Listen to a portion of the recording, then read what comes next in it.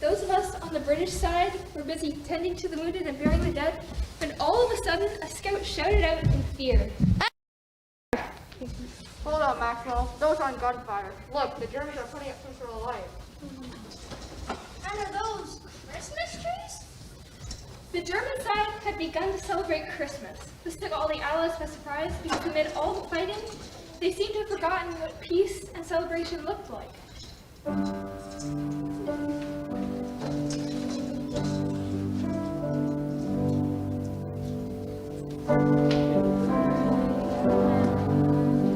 They're singing! What, a middle war? They must be crazy. Although that sure sounds nice. Reminds me of our Christmas services. Although ours is sung in English, it's my favorite carol, Silent Night. Well, we can't let the Germans know now, can we? Let's go to our total gun. Wait, that was Russian. Okay, Maxwell.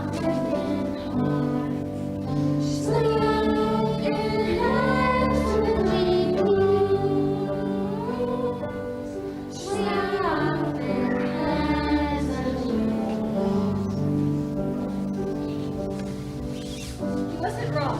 Those are the people the Allies were shooting at just weeks prior. But on that day, we all realized something very important. Something that cut across language, nationalities, or factions. The singing turned from a competition into harmony. Some even dared to come out of the trenches to meet the other side. No man's land was no longer empty. Over Christmas, many truces were made across different areas.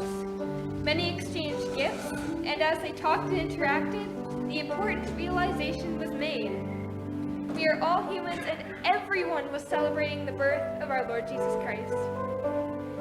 The British and the Germans found out that despite what they were told by their country, both sides were convinced that they were fighting for freedom. Friendships were formed as understanding was spread around.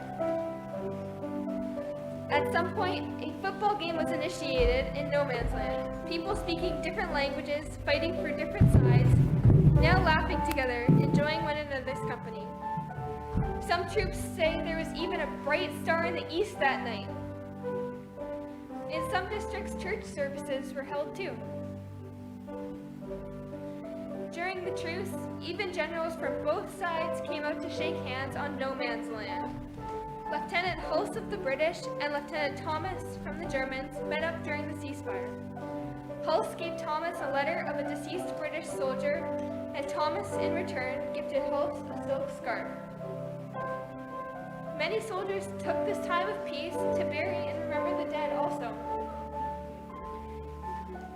Blessed are the peacemakers, for they shall be called children of God.